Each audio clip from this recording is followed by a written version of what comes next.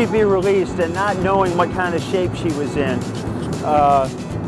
was difficult, simply because I was worried the engines might be seized up.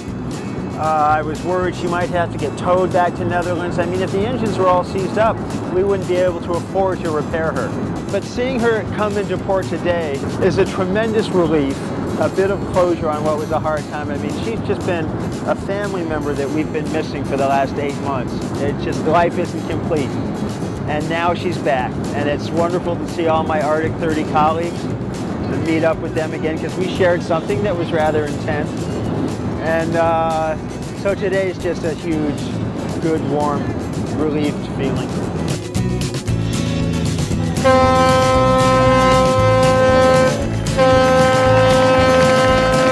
Getting out of jail was the first closure.